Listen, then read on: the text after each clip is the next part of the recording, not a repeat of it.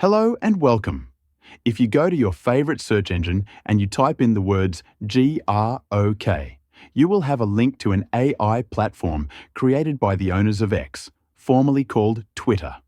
You can click on Grok, and then inside of Grok, what you can do is if you already have an existing X or Twitter account, you will be able to log in. Grok is free to use, even though it does have its own premium platform. Once you get to Grok, what you can do is you can sign into Grok.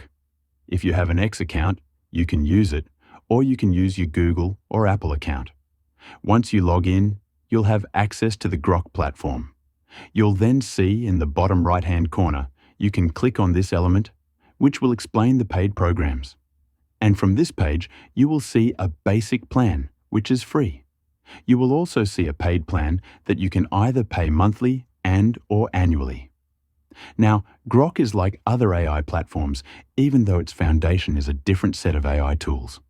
When you click the drop-down arrow, you can choose to enable search so that Grok can browse the web, or you can disable search. You can also use the advanced search and reasoning, or deep search, inside of Grok.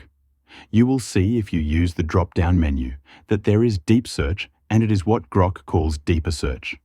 You will also see that you can enable Grok to allow a thinking process so that Grok takes its time through your request. We are going to place in our query. We are going to enable deeper search. We are then going to click enter.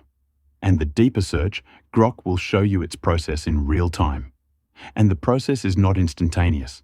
It will take time for Grok to undertake what is basically an agentic search, which is multiple processes happening at the same time. We're going to stop the video here, and we're going to pick it up from Grok completing the process.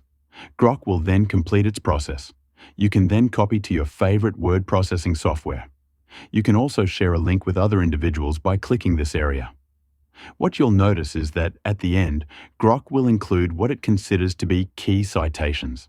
So instead of just giving you an entire list of all of the websites it used, it does synthesize those websites to be the ones that are going to be important to you executing on your request. Okay, so with that, thanks, and I will see you in another video.